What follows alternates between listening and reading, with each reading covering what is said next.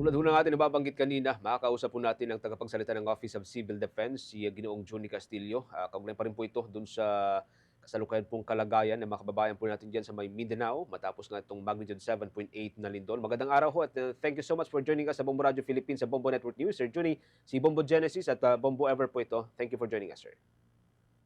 Magandang hapon, Genesis. Magandang hapon, Jai. Opo.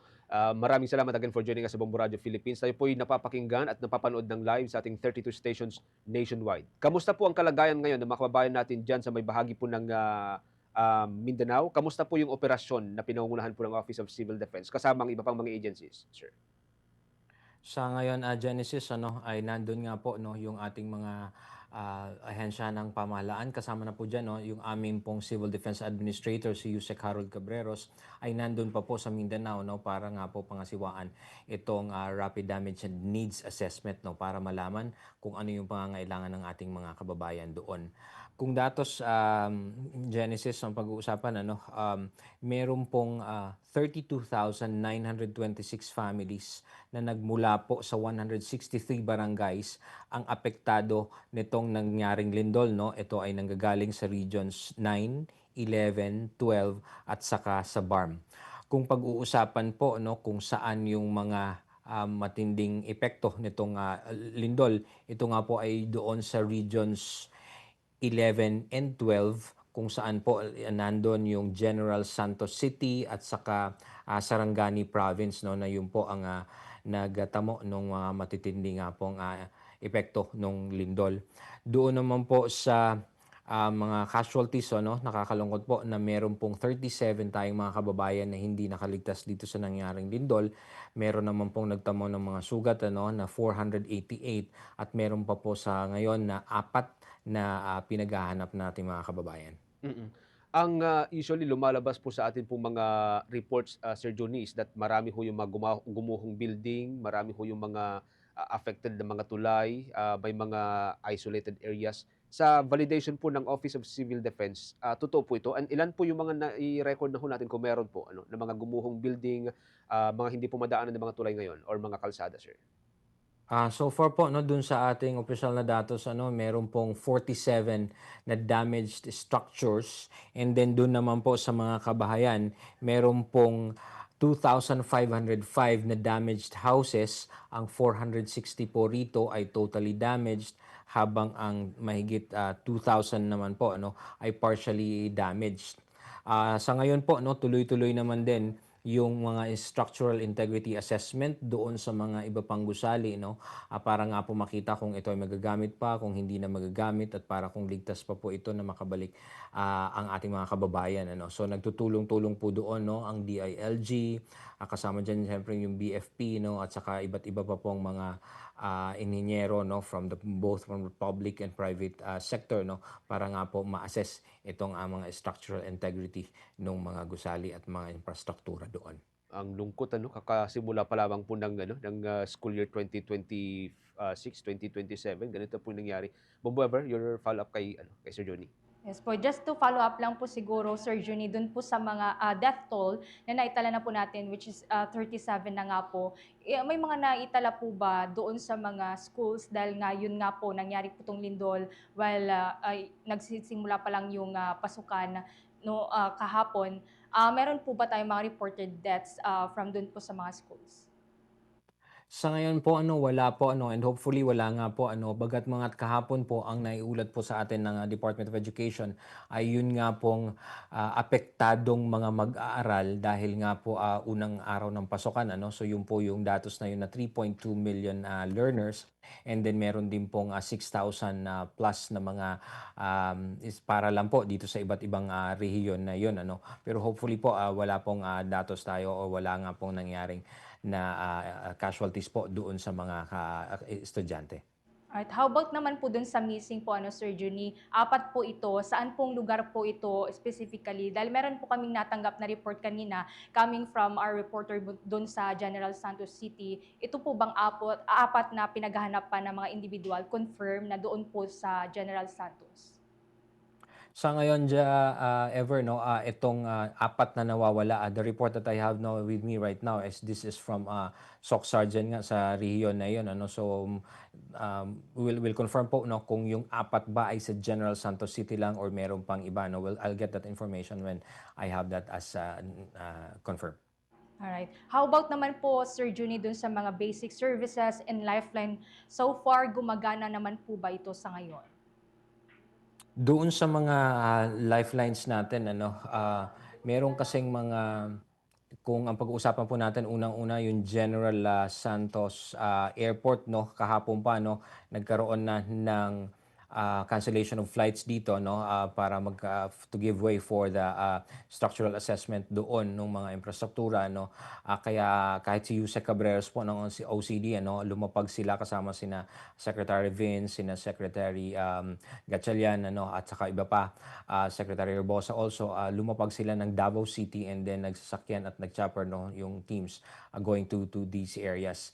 Yung lifelines naman po, ano, kung pag-uusapan natin yung kuryente po, ano, meron pong sa ngayon, ano, ang tinitingnan natin, meron pa tayong mga halos umabot po ito, no, no 100, kung tama akong pagkakaalala ko, ano, yung mga wala pa pong kuryente sa ngayon. Ito po ay yung mga iba't ibang areas pa rin, ano. Umabot po ng 150,000 yata po, ano, ng mga kabahayan, ano, but I'll have to confirm that when I have that information. Pero may mga areas pa po, ano, na walang kuryente, kaya yun po yung una nating tinutugunan, lalo na po yung mga critical infrastructure. Kasama dyan syempre yung mga ospital kung saan ang Office of Civil Defense nag-provide po, no, ng generator set at saka ng supply po ng fuel para nga po magkaroon ng pansamantalang kuryente dito sa mga critical infrastructure natin. Yung tubig po, no, yun din yung isa, yung supply ng tubig, no, kaya through the food and non-food items provided for po, no, yung inumin tubig, no. And then we also have ready naka-on standby na rin bukod dun sa mga deployed na rin ng local, no, yung mga water filtration equipment natin, lalo na't kung kakailanganin, no, dun sa mga lugar, no, ay maaari ding ma-deploy po, no, para magkaroon ng maayos na inumin tubig. Yun naman pong sa linya ng komunikasyon, dahil may mga areas po doon na wala pang cellphone signal, ano, kaya yung emergency telecommunications cluster naman po ang namamahala dito, ano, to put up ito pong mga emergency or mga temporary po na mga communication facilities para ang mga kababayan na naman natin ay makakontakt, maka-charge, no, ano, kanilang mga cellphone. Pero po lahat po naman halos ng ating OCD regional offices nakokontak pa natin ito, no, at sila naman ay nakokontak naman daw po yung mga provincial DRRM offices. Alright, lastly na lang po on my part po, Sir Juni, meron pa rin po ba mga lugar na isolated pa rin po sa ngayon na hindi pa rin naaabot po ng mga rescuers? Dahil nga po dun sa may mga nabanggit po natin na gumuho po ng mga tulay dyan po sa mga lugar na apektado po ng lindol. Po, dito po, ano, kasi may nauulat pa nga po na 4 national road sections na sarado and then 4 road sections also na merong limited access dahil nga sa mga damage, no. Kaya po yung ating mga tauhan po ay ito rin ang tinitingnan, ano, na kung paano maaabot ito. Bagamat wala pa tayo sa ngayon, ano, I don't have that data kung meron talagang specific na mga barangays na hindi pa naaabot, pero yung ating naman pong mga local responders doon and then yung mga for basic services agency providers po ay nagtutulong-tulong doon ngayon para maipaabot itong mga tulong sa ating mga kababayan. Bombo Genesis. Sir, ihabol ko lamang, ano, kasi kadalasan may binabantayan tayong mga secondary effect, ano, kapag ganitong mga lindol tulad ng mga sunog, minsan may mga nakawan din na nangyayari sa ibang mga area. Pero so far sa ngayon, anong balita ho natin tungkol sa mga ito, sir? So far po, no, walang ganoong insidente na naipapaabot pa sa atin dito sa National DRRM Operations Center. Pero pagdating po dito, meron po tayong mga clusters na naka-assign dito. Unang-una po, no, kung law and order, ang activated po na cluster ngayon ay ito nga pong law and order cluster na pinamumunuan po ng Philippine National Police. And then may mga kasama pong ito bang ahensya. Sa ngayon po, itong SRR kasama dyan, yung Bureau of Fire Protection, pero ito po ay pinamumunuan, no, ng SRR cluster ng Armed Forces of the Philippines. Kasama pa po yung iba pang mga uniformed personnel. So nandiyan naman po, ano, nakatutok itong mga ahensya natin para tugunan kung sakaling man po may mangyaring mga ganito. Mm. May timetable pala tayo sir para doon sa posibleng pagkakabalik ho ng, yung normal situation, lalo at pasukan na ho ngayon? Sa ngayon ano, kung timeline pag-uusapan natin dahil iba-iba nga pong sektor ano, hindi pa natin masabi kung gaano katagal ito ano, pero kasama ito sa pag-uusapan kung gaano katagal na may ibabalik sa normal na operasyon. Pero siyempre understandably no, itong mga critical facilities ng mga gumuhong gusali ay medyo matatagalan po talaga yung rehabilitation nitong mga gusali na ito ano, long term. Pero yung sa ating po unahin siyempre yung ating mga kababayan no, yung mga pagtugon sa kanilang pangangailangan no, sa araw-araw. Ganun din yung pamumuhay, ano, livelihood kasi nga baka may mga marami pa pong mga hindi pa makakabalik sa kanilang trabaho. So yun po yung pinagtutuunan natin pansin. And then eventually po, no, syempre yung kung paano permanente or yung temporary man po, no, but na mga tirahan no, nung ating mga kababayan na apektado nito. Okay. Sir Juni, again, thank you so much for joining us. Maraming salamat. Ingat po kayo, sir. Maraming salamat po. Ang tagapagsalita ng Office of Civil Defense si Sir Juni Castillo, mga kabumbu. Kaugnay po sa sitwasyon sa ground doon po sa may bahagi ng Mindanao area. For the most trusted source of news and information, visit our website at www.bomboradio.com. Follow us on Bombo Radio mobile app, Facebook, YouTube, TikTok, and X, formerly Twitter. Like, share, and stay connected.